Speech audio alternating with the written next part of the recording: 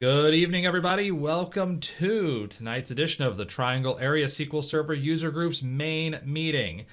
So today we have the triumphant return of Tracy Boggiano, who has been leaving us for shop talk because of other reasons. But she's back tonight. She'll be back on shop talk. And as Mike points out in chat, congratulations on winning the Passion Award. We talked about it yesterday during shop talk, but now that Tracy's here in person, I'm gonna exit full screen view because I don't know if, nope, camera was off. Okay, we're going back to full screen, folks. There we Oh, go. we can put the camera on if you want to. So that you can show off your award. Oh, I'd have to go get the award. Do you want me to go get the award? It's just No, you in don't the have. other room. You don't have to get the award. But we are going to say congratulations to Tracy for winning the Passion Volunteer Award. Can you lift it? Yes, I believe Tracy can, but you have to kind of not skip arm day for that because it's like, what, 12 feet tall? It's not quite that tall, but it is a pretty heavy award and very tall in comparison to like other awards I've gotten, which I haven't gotten many. So yeah, it looked like it's a pretty dense award. yeah, it was heavy. I was like, wow, and it's all crisp, and my name's engraved on it. Cool. Yep.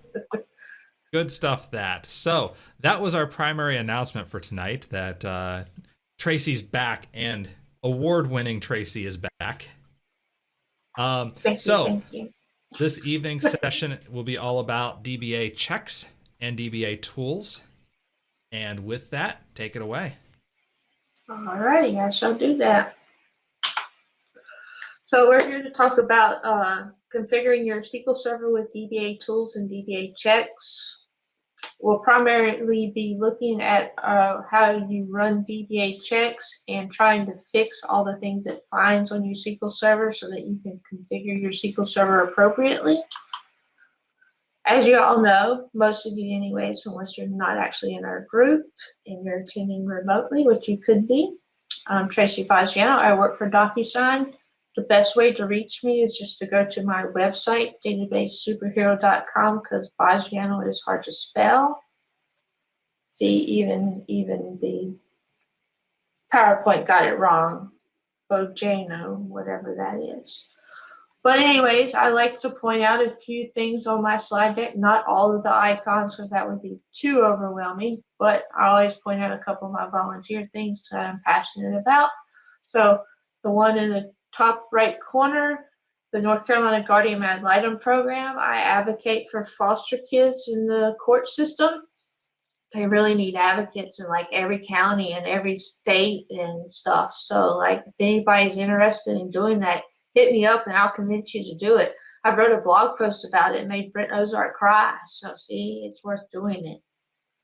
And then down in the bottom corner, I volunteer with the Disability Rights of North Carolina as a mental health advocate. So see, I like two different areas of volunteering. And I did get my mental health first aid stuff done 1 year. So I'm certified for like 2 or 3 years on that so I can help people with problems. And those are the only ones that I really like to brag about. Everything else you guys can see yourself. Oh, I gotta do speakingmentors.com. So if anybody's looking to become a speaker, you can go to speakingmentors.com and pick up a mentor to help you become a speaker. That includes me, and I think Kevin might be on there as well. He might not be, but he might be. So first off, before you do anything with dbatools and dbachecks, you got to figure out how to install it. And this is all in PowerShell. So just in case I didn't mention that already and you didn't know. First thing you need to do is install Pester, because if you let dbachecks install Pester, it will install Pester 5, and Pester 5 breaks things. It's terrible. It breaks all of dbachecks. So you got to tell it to force this install in this version so that dbachecks will actually work. And then you can install dbachecks and it will install dbatools and PS framework for you. And you don't have to worry about installing dbatools separately. And as I said, Pester 5 breaks everything. So First, we'll go over what dbatools is because that's probably the one everybody already knows about, hopefully. It's an open source project in the PowerShell module that everybody can download. That was developed by a lot of people in the SQL community, started by Chrissy Lemire over in Europe. And she now lives in Germany, but there's probably over 100 contributors to it or somewhere near there. There's plenty of people that contributed to it, including myself. It got over 500 commands that you can use to manage your SQL Server, so you can code for just about anything in there, and you don't have to know SMO, which is really hard to get to know. And they're trying to make it do everything that you can do through SMS, through scripts instead, so that you can really just program everything up that you need to do to set up your SQL Server, or even just to manage your SQL Server in general. If you want to run SP who is active, they got commands for that and things like that. So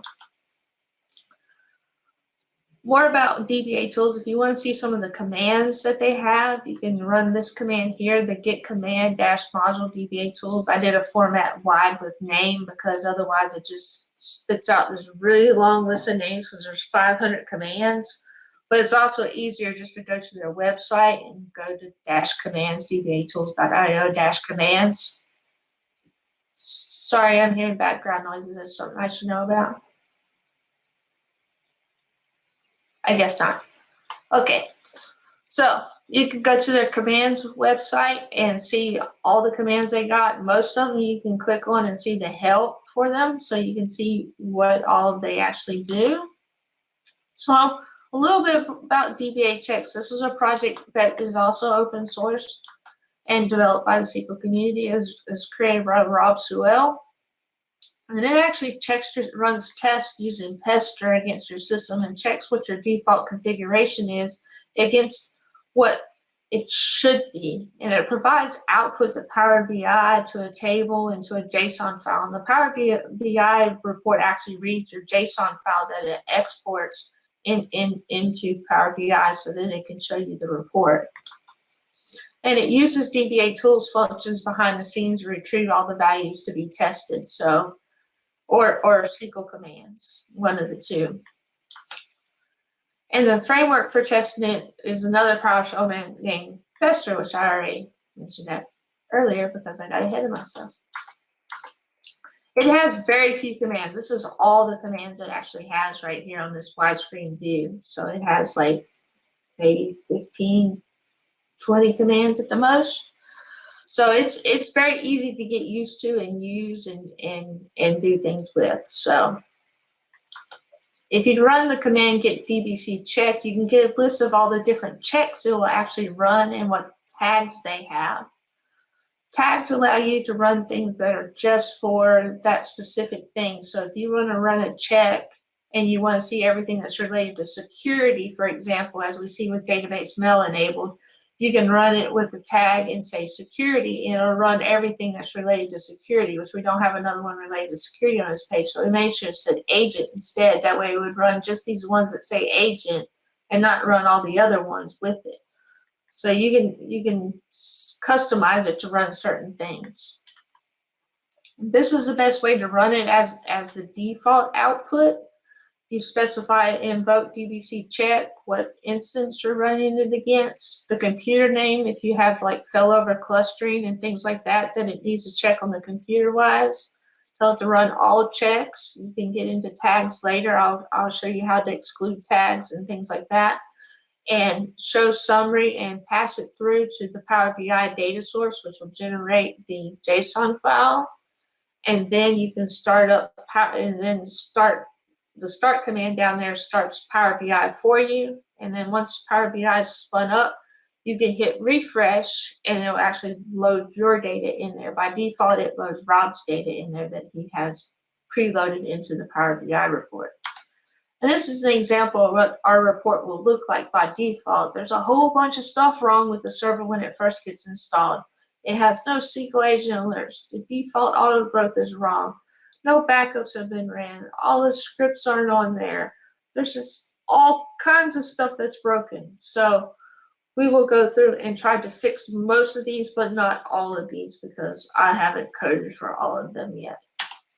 Now on to demos, because that's what most of this presentation is demos. That's all the slides. Isn't that great? You don't want to watch a whole bunch of slides. That was pretty great, yes. So my first steps I mentioned were to install Pester, and we have installed the PS framework here as well. And then I have Pester in here twice. I did good because I just added that one to make sure it was in there. So good. My code on my website is correct. I don't have to upload it. So we would install dbachecks, but I've already installed it, and I've already ran the update for dbachecks and dbatools before I installed this presentation. So you have to run those every now and then so you get the newest commands and the newest tests that they have written. So I didn't want to wait on that to run. So we will do like find dba command out grid to see the different commands they have. And we will break our first demo. We did great. Why did our first demo break? Why is there a G there? I didn't highlight a G.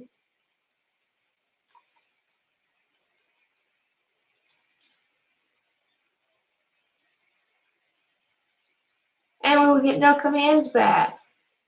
Oh, great. This is going great. Let's try our second command. See what we're getting.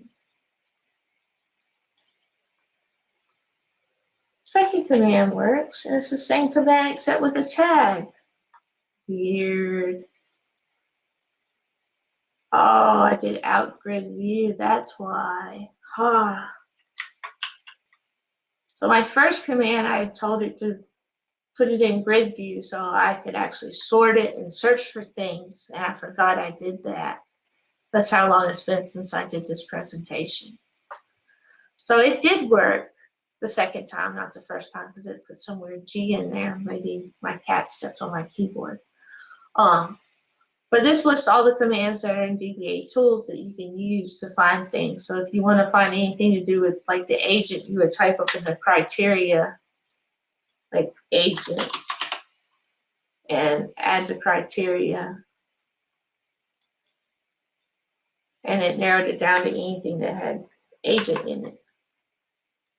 So you can see now we have just all the things that have agent in either one of the any one of the settings, either the command or the descriptions. So that gives you the ability to see all the commands and find a way to sort them, because otherwise, if you just run it the way I did here without the out grid view, then you just get a list right here that will run forever because it's got 500 commands in dbatools. Now we're going to run and see what checks they have in dbachecks. For some reason, my F8 tries to do something with my VM, so I always have to right-click for some reason. So now we get our out grid view here. And we can see it has a lot of tests around agent. That's what it's sorted by. So it's checking to see if the database mail is enabled, if you have an operator, if you have a fail-safe operator, if a job's failed, if the job has a valid owner. It can check for a long-running job. When it comes to databases, it can check for suspect pages in your MSDB, which is very important to know about. It can check to see the last time you ran a good check DB on it, if your identity usage columns are getting ready to run out, what recovery model you're running in, if you got duplicate indexes. So it's got a whole bunch of different checks that it can check for. So, and you can specify which ones it runs and which ones it doesn't run by using some of these commands. So the first thing we're going to learn a little bit about PowerShell as we go through. That way we know how to use some of this stuff. So the first thing I want to teach you is how to get help as your friend. So when you run that on a specific command like get spconfigure,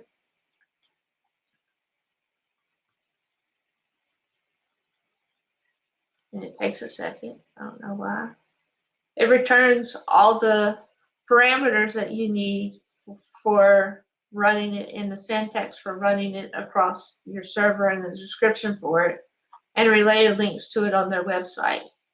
And then it shows you other ways you can run get help to actually see different things for it. So if you want to run and get just examples of how to use the command, you can run this, and then you can see 4 or 5 examples of how they ran the command. This one returns all the SP configures for the server. This one will return them for multiple servers, because you can pipe them into the command and get them for your whole list of servers. This one will actually return what your max memory is. And this one will return multiple ones, or return all of them except for max memory and remote access. So you've got different options that you can do there. The detailed view gives you like everything under the sun that's in the help section under the commands. You get the help, you get every parameter listed with the descriptions that go with it, so that you can see exactly what you're supposed to put in there. So you get a lot of features with that.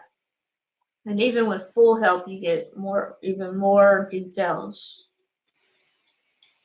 So these are some ways you can explore some of these commands when you see them. You can do the get commands up at the top and see what the commands are, and then do a get help on them to explore what they actually do before you go in and try to use them, get the examples and play around with them and see what they are, and then go into more details and find things.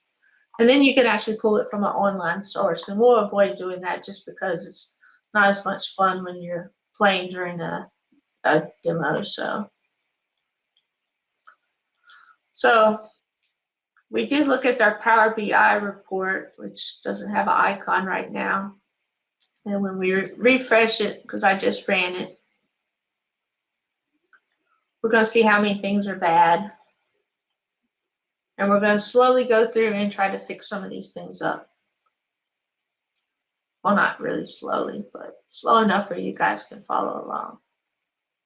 Oh crap, it's using our own data source still.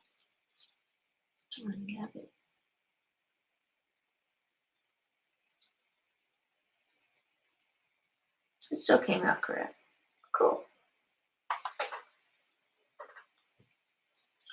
But you've got agent alerts and data file growths and things like that we're going to try to get fixed up. So we got like 128 things failing on us. So we need to try to fix these up as much as we can.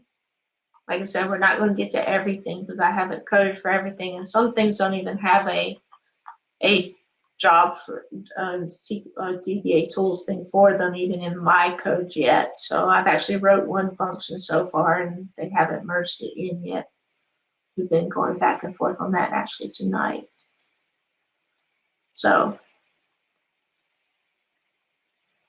first thing I want to do is go ahead and clear out what we ran before, so we can have a fresh screen down at the bottom. Make sure I set my instance name. This is my second dbatools box I set up, so I just named it dbatools2. Now this is the command I ran to run all the checks, and I got all the checks and showed the summary. Now, the first thing we want to do is we're going to set up database mail, because we need database mail so we can get all our agent alerts and things like that. So we're going to set some parameters here. And I'm just going to call them DB mail. We're going to send a mail at mail.com. Hopefully there's somebody that has some mail there, and your mail at mail.com is a real email address. Now there's this get dbc config that shows you the output from some of the configuration that you do inside of actual dbachecks. So when you set these values for your operator name, you can see that it says DBA there, and it has your failsafe operators DBA and your mail at mail.com. Those are what we just set. So you can go through and set any one of these to the things that you want it to be and things you want it to check. Just like the message IDs up the top can be the SQL agent alerts that you want set up separately from the 16 through 25 severity levels. So now that we did that, we're going to actually set those values.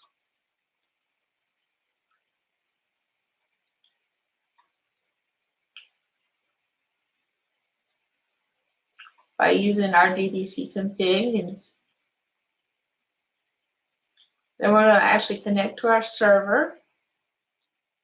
So we'll have an active connection to the server so that we can use the dbatools command to actually set up our database mail. The first thing we need to do is get database mail actually running, turn on the configuration for it, because by default, database mail is not running on a server. And if it is, it'll skip it.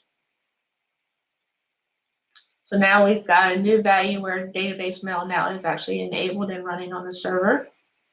Then we're going to create a mail account. And this is all going through that wizard that you normally go through for database mail, except now you've got it all in code and you don't have to go through that long wizard. You just got to change a couple of values. And now we've got a database mail account. And this is where I had to do a little bit of SMO, because you'll see the server dot and you won't see commands here. And these are the things that I'm adding to dbatools. But we're going to set us up a mail profile, and then we're going to alter it to use our mail profile as our default mail type. So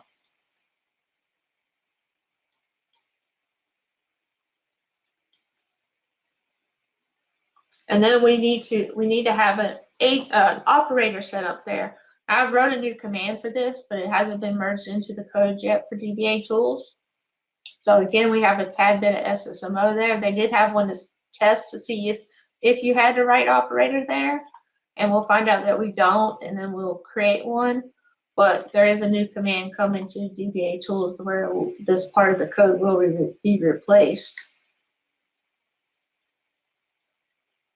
And again, with the failsafe operator, that is included in that new command as well. So again, a little bit of SMO. And here we'll get into setting the severities of our agent alerts. So we want 16 through 25. We're going to set them as severity 16 alert, 17 alert, 18 alert. And we've got a loop that just loops through them and creates them. It can check for them, but it still doesn't have the ability to do a new alert.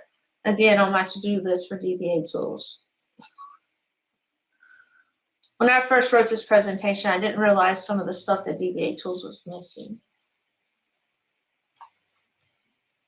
That I would have to do an SMO to clear out stuff. So let's go and run through and create those for us.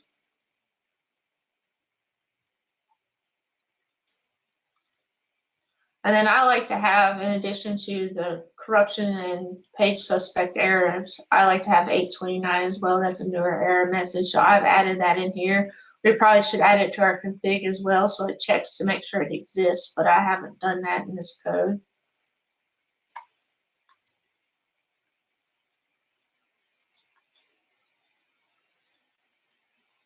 And one other thing I do before I do anything else too is it can check for orphan data files on your system.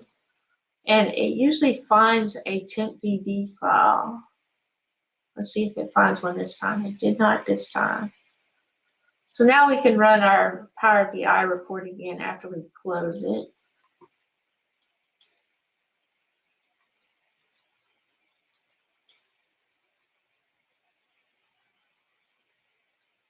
And hopefully that new data source doesn't mess it up. If it does, I know where to go run it with the new data source. And I'm skipping a few checks in here. So there's an ability to exclude things. And these things are some of the things we're not going to fix. So I'm telling it to exclude it from the report just so it cleans it up a little bit. I didn't exclude everything, so.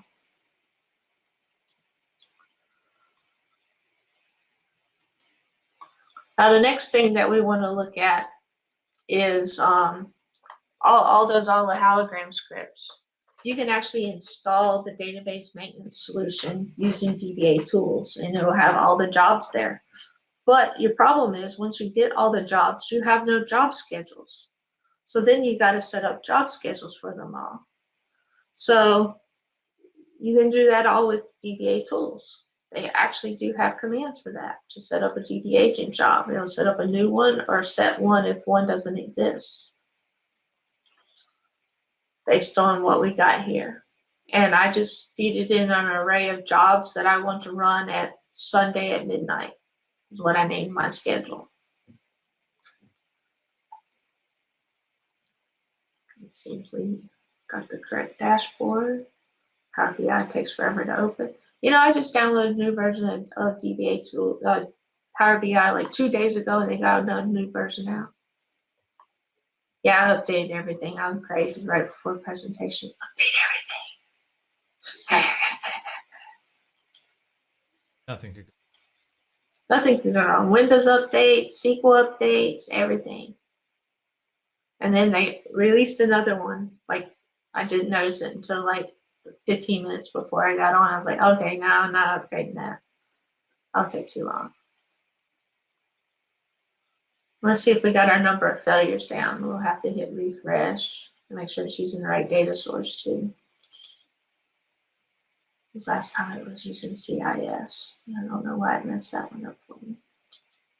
So I did switch to it.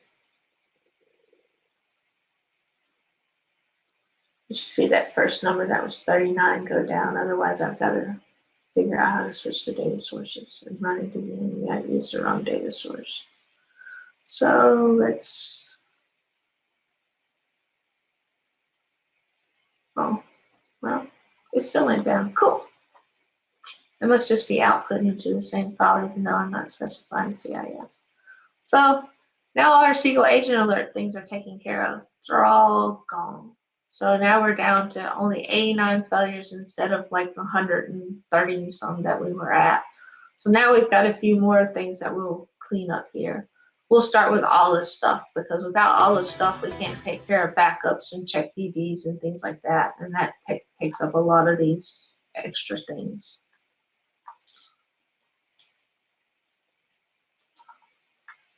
So let's clear the screen again. Now, first thing, I'm going to set my instance again to dbatools. I'm going to tell it to back up to the F drive. I'm going to tell it to clean up my full backups after all my backups after 192 hours. And my email operator is going to be DBA. So I can email that operator if the job fails. Then we're actually going to install the solution. And that does download off the internet. So it might take a little bit while it installs the whole thing. Doesn't take as long as I thought it was. Now, all this code does, there's a whole chunk of it here, is take each job that's in an array, gives it a schedule name, and if it doesn't have a schedule on that job, it'll create a new schedule for it and set its frequency, which is weekly, its interval, which will be Sunday on this particular one, and to reoccur one time and tell it when to start, which is midnight. If not, it'll set it to the schedule that already exists. So we're going to do that for all these jobs. We're going to have a Monday through Friday differential.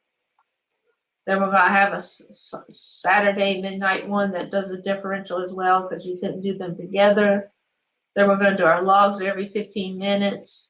We're going to do our integrity checks at 2 a.m. on Saturday. We're going to optimize our databases at 10 p.m. on Saturday. And every day at midnight, we're going to run all these cleanup and purge jobs. So I'm just going to run that as one block because they all do the same thing.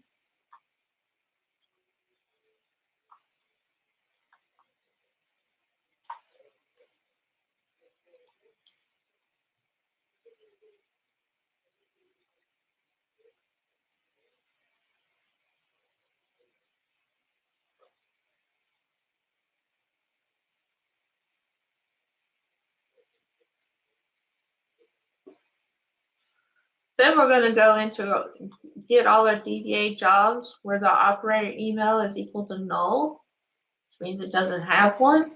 And we're going to set our DBA agent job to our operator that we had set above, which is DBA.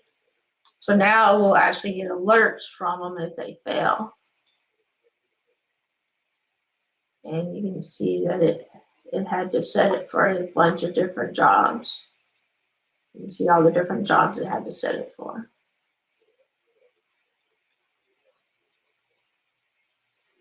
Every job that existed. Because it's a brand new server. Now we're going to set our recovery modes on our databases to full so it can run backups.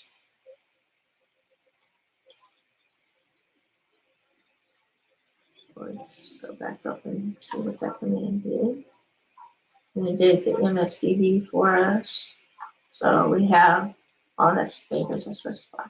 So we have at least one that we can run full and logs on. Then we're going to tell it to kick off all these jobs. That way we can have our integrity checks, our backups ran, and that's it. And this will get more of our alerts off the screen. Oh, you're not supposed to turn anything red.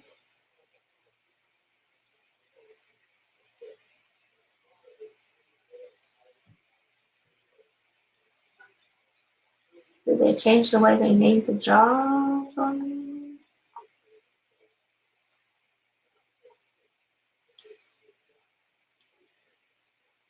We can start these two. Well, that's what SMS is for, to go explore.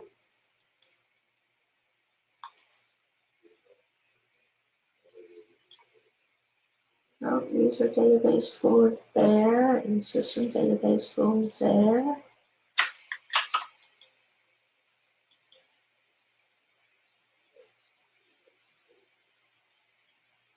See if it looks like it changes when I copy and paste. No, it doesn't.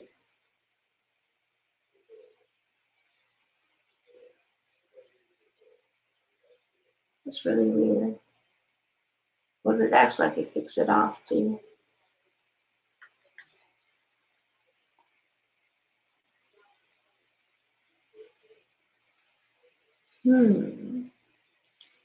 Make sure my SQL engine's actually starting.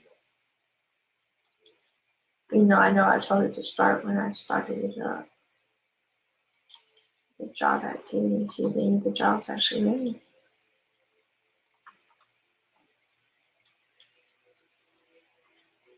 No, they didn't run.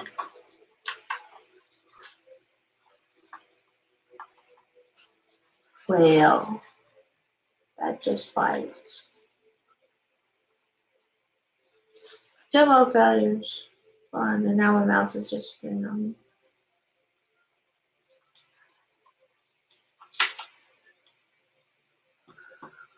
Okay, well, we'll have to let that slide for now because I don't have time to troubleshoot in the middle of a demo, and I will figure it out before I upload anything.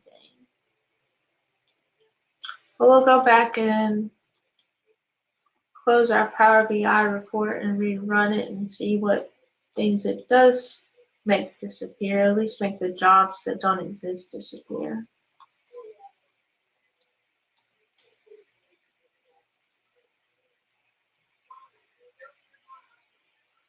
So then I have some miscellaneous stuff that you would need to fix up on the server. Just some configuration values that you might want set on your server, like optimized for ad hoc workloads. That's usually a good thing to have turned on. Remote admin connections, having the DAC turned on so that you can actually, connect to the server when no one else can.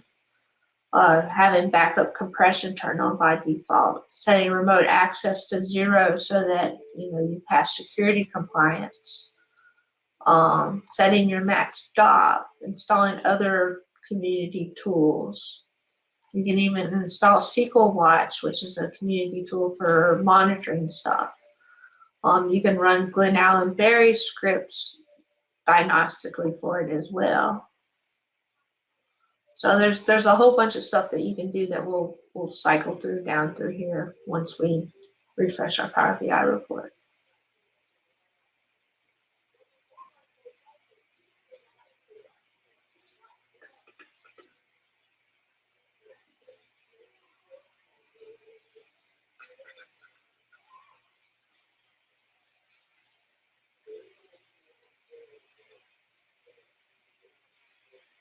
This is always the longest part. Waiting for Power BI to open. Seems like a good time to ask people if there are any questions in chat. Put them in, and I will pass them along to Tracy. So Tracy, when you run checks a second time, does it bounce the current run against the data it sent to a JSON file for comparison? So for example, to detect massive VLF growth on a log file. It overwrites what's there. So the JSON, that file that was there previously, gets overwritten. Okay, so in that case, would you recommend reading, parsing the JSON and storing that permanently someplace else, or? Yes, you can do that so that you can have multiple instances running. I would personally recommend it so that like you can run this report when it's like bad and go, hey boss, look, our security's off. For instance, I wrote a bunch of CIS checks, central information security, something or the other security checks. And if you need that report for your security compliance, you can run this report and just see what it needs to be fixed, and then provide them a Power BI report. Here's what it looked like. And then save the file, run another Power BI report, and go, here's what it looks like now. It's better. So it's good to save files so that you can always stick them back in there and refresh it. And so where you were at before and after, especially for bosses, because they like pretty charts. I asked Kevin, he's a manager. He likes pretty charts. Right, Kevin? I do, in fact, like nice looking. See? What is your opinion on waterfall charts, Tracy? Waterfall charts. I don't have an opinion. Okay, that's fair. Is there an option to name the output file? By default, it names it based on, if you do all, it names it based on dbachecks. And if I put a tag in there, it will name it based off of that, because I did one for CIS and it named it that. There may be an option to name it a certain thing and place it in a certain directory. And I bet that would be under the get dbachecks that I showed at the beginning that showed you all the values in the out grid. If there's a place for naming the file, it would probably be in there where you can tell it where to actually store it and actually what to name it. And you might be able to send it as a parameter, but I've never tried to rename it. So I'm going to go with a maybe. Anders says, and this is all open source, so we could make it into a comparison tool. Yep. Completely open source, so you can do, it can store into a table, so you can always store it that way as well. There's a way to output it to a table.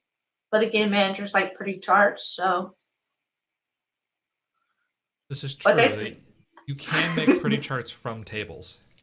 And there's lots of blog posts about how to use this in different ways and showing you how to have different environments. Like this one has default up here. I've seen where they've had prod and test up here separately. I haven't experimented with how to get that set up, because that seems like you'd have to run two different tests. So I'm assuming they have a way to have multiple files as an input so that you can do comparisons and click on things and just see like just one, like if I clicked on dbatools and I had like dbatools 3, 4, 5, 6, I'd only see my one box.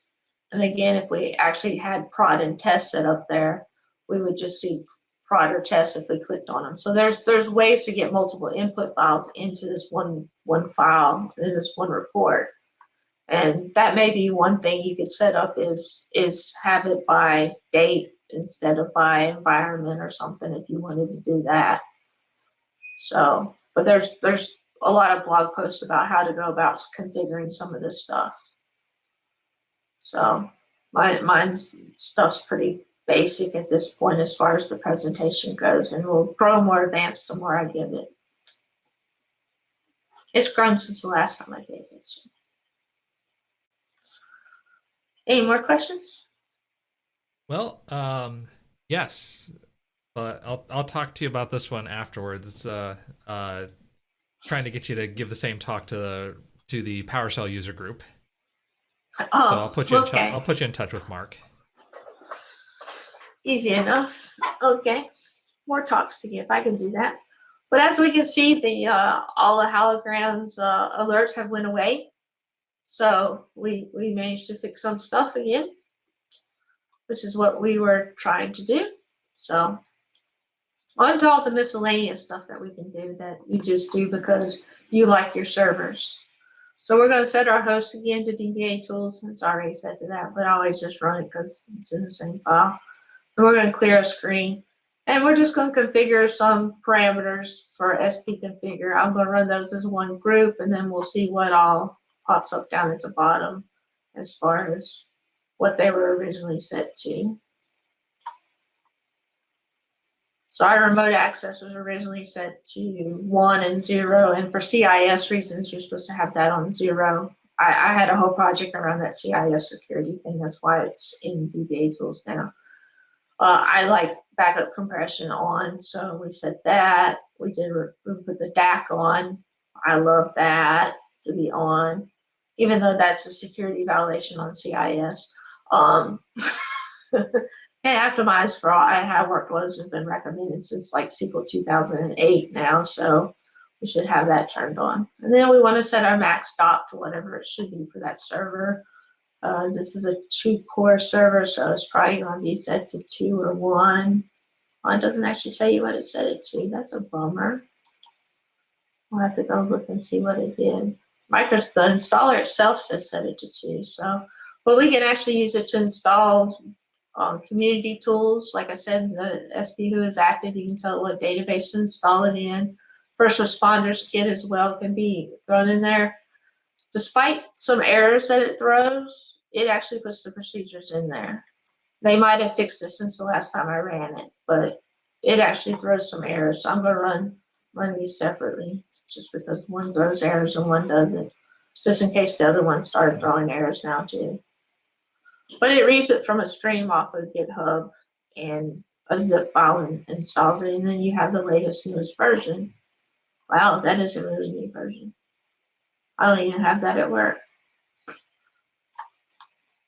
And then you can run the first responders kit and get all of those tools.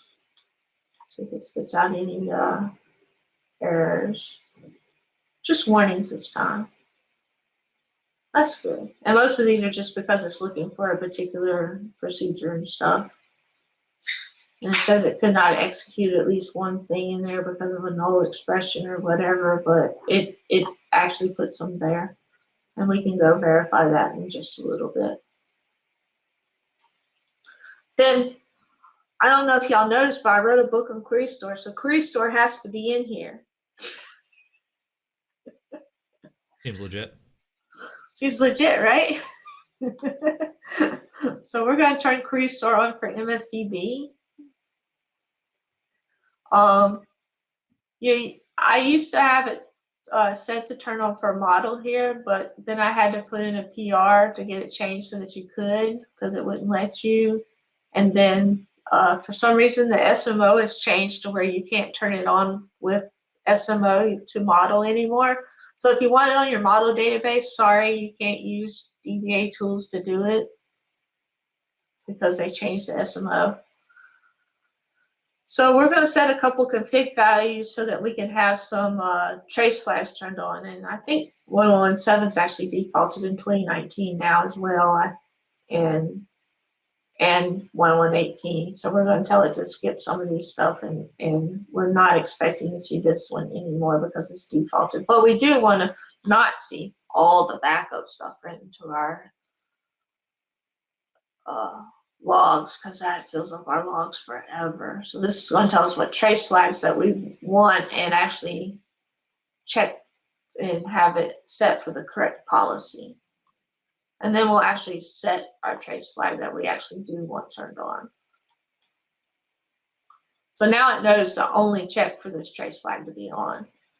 But given that you are having query store on, we actually should have a couple more in there, 7245 and 7745, I think. I don't remember them off the top of my head, but I should add them because there's 2 trace flags that come with query store that you would want to have on as well if you're running query store. We already ran orphan files and didn't find any, but here's the command for if it has a database file sitting out there that's no longer attached to SQL Server, it can find it, and then you can put it into an array and then just have it remove them. Nice, huh? Clean up your drives. But we already did that.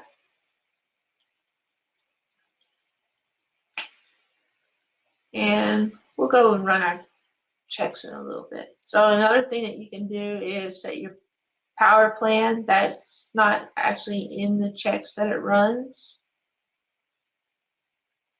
So now we're making sure we're on high performance. And that's what it was already before. We can set our cost threshold for parallelism because 5 is a terrible default. Usually 25 or 50 or somewhere in there is a good default. And if we wanted to, we could run Glen Allen Berry scripts. We'll do that after we run our report and get those back. And we can set database compression on our database if we wanted to if it compress it to at least 25% and save that much space, it'll compress all your indexes and tables for you to that. And it will export it to a CDS file of your choosing so you can see what it did later, which is a nice feature. I wrote a whole bunch of T-SQL to do this, and then somebody went and stuck it in dbatools. How dare they? I made Brent Ozar's newsletter for doing it though, so, but still. And then you can actually, I had at the top a location for where a patch was, and you can actually use it to update your instance to the newest version of the service pack by looking in my temp folder if we wanted to wait a while to do that. So I'm not going to run these last things because we don't want to wait forever, but I'm just showing some more things you can do with dbatools that aren't necessarily related to dbachecks. So let's go run the dbachecks again and see how much stuff we've managed to clean up. At this point, oh yeah, don't hit F8, otherwise it'll give me a really funky error message. And that's pretty much the end of the presentation after we refresh this. Like I said, I've got to add some more commands to get some of these done because it didn't run my backups, so some of these would have went away, and it didn't run my integrity check, so some more of those would have went away if that had worked correctly. So I have to look at that because that used to work correctly. I did the last 4 times I did this. So I'll play with it over the holidays and figure out what it's doing that it didn't do correctly. And upload new scripts if I have to fix them. So any more questions besides talking to the PowerShell user group? Now would be, okay, so when would you recommend running this? After the initial install of a new server? Once a week? Something else? This particular presentation is geared towards like when you first install a server so that you know the things to fix up. But then I would recommend running it on a schedule of some sort that meets your needs so you can see if things have been changed that you don't know about, or somebody turned off a job like your integrity checks and didn't tell you.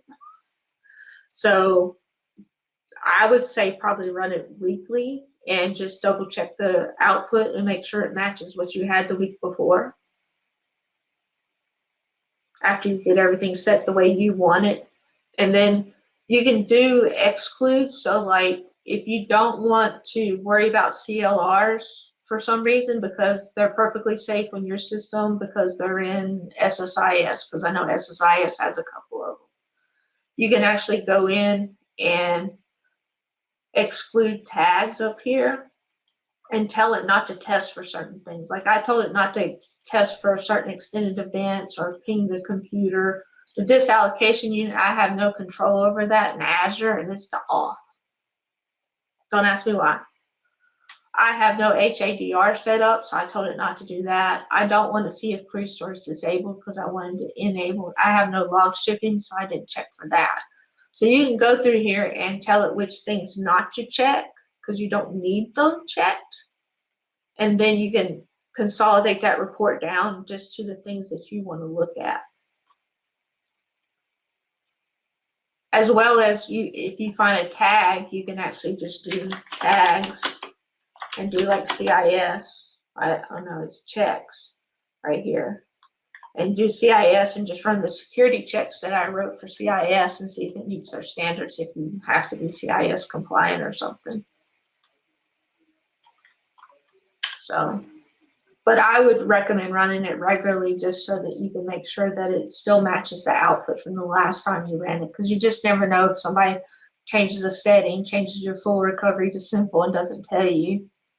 You know, if you're running all the hologram scripts, it's just going to skip the log backup, so you're never going to know that you don't have any.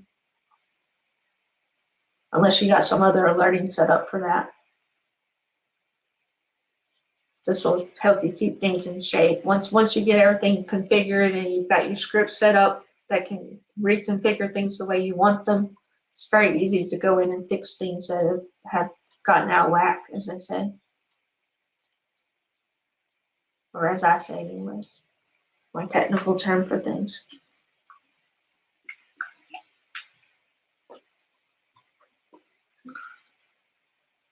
Auto back.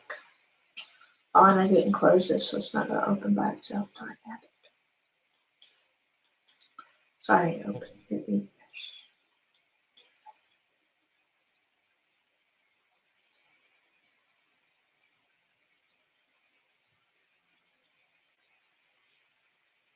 And hopefully we'll see this number 46 go down. From a couple of the things we configured. Not many things we changed will go down. That one should anyway. Which we can restart SQL for that one, but it still should go away. Now we went down to 41. See, there's still a whole bunch of stuff that we can take time to fix. And normally the backups and the verify, these three would be gone in here. And I haven't done anything with the auto growth yet. There's nothing in dbatools automatically set auto growth, so that'll have to be written with T-SQL. So. But I do plan on trying to write something that'll literally fix everything on here. And I didn't install the newest CU yet, so it's balking on that. SA should be renamed, you know, for security reasons. Technically, database mail should be disabled, so that's one we probably should take off. So, but there's just a whole bunch of stuff that it checks, and a lot of the stuff passed, so. But I want to get this presentation written to where it literally clears the deck. I just hadn't gotten that far yet. Yeah. Any more questions? Outcome. No questions so far from chat. I will say that I do like keeping the SA account around, but rename the actual SA account to something else, and then you create a new account SA with like no rights at all. And say, you know what, if you got SA, congratulations. That's what that's the way to do it. For the CIS compliance, you have to rename it, and you cannot have one named SA, even if it's not the original account. That's what their security compliance is. I think it's cool to leave one around that has no rights and let someone have it. Right, and you know, you make that's what I used to do. It's like, okay, vendor, you need SA. Here it is. Meanwhile, I have the SA renamed to something else, and then I give you what rights I want you to have. Yep, and I was just thinking of the thing that Anders put in chat, which is you use the SA account as a honeypot. Any IP address that connects as SA, you know, is trying to do something wrong, so blacklist them. Yep. Like I said. Okay, two main resources here are just the dbatools and dbachecks website. Rob Sewell writes a lot about dbachecks, probably the most out of anybody because, you know, he wrote it. I'm getting ready to write a blog post up on how to do the CIS checks. dbatools has links to where people blog about, and you can probably just Google dbatools and get a lot of blogs about it. If you have any questions, we've already did questions, and we did thank you. Well, I just did thank you. Thank you. But this one says thank you too. So thank you for coming. I hope you found this useful. If you need to reach me, PowerShell group or anybody else, databasesuperhero.com is the easiest way to find me. And then my email icon somewhere on there, and you can click it and email me, and I will respond back. Or you can learn how to spell Boggiano on Twitter. My DMs are open. That's the other easiest way to do it. How did it spell Boggiano this time? Blasian. Look. It almost got it right. Yeah, it got you as Boggiano.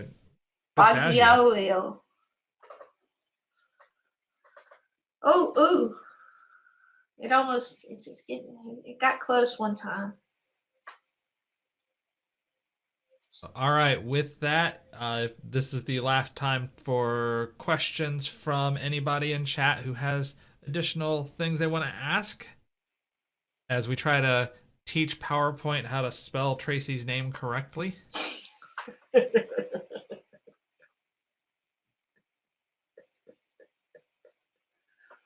Never happened. Maybe not. Along with the rest of the world. So while I'm just making sure there are no further questions, I do want to point out that TriPass elections will be coming up starting in just a couple of days.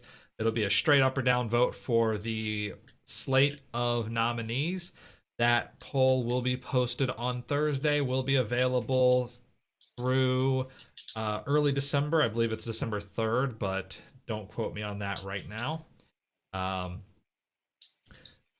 So stay on the lookout for that. All TriPass members in good standing, which is basically anybody who's a member of our meetup, will be eligible to vote.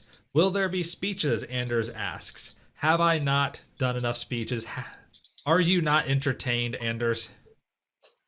May I make an announcement after you're done? You may absolutely make an announcement. So Anders is not entertained by the work that I have done so far. I will not be giving any speeches because there's nobody running against me. You had your chance, everybody. You had your chance. So Tracy has an announcement. Well, it's not technically an announcement, it's an ask. So everybody in TriPass, we're putting together next year's schedule.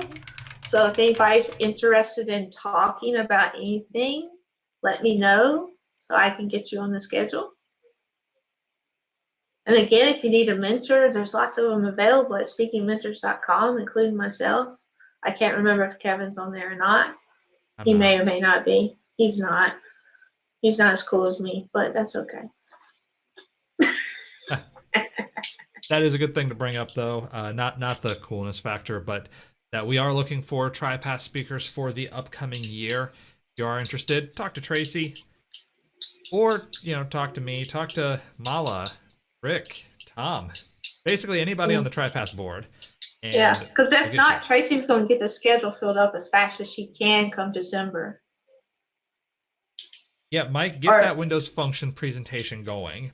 There are a lot of window functions, and people need to know about them. Yeah, I agree. When do you want to do it? Oh, now you're getting peer pressure. You are peer pressuring chat. I like how this is going. I don't even know who I'm peer pressuring, so. I will follow up with you offline, Mike. I know who you are. Yeah, let's because I got 2 user groups to fill up, so the advanced group and the regular group, so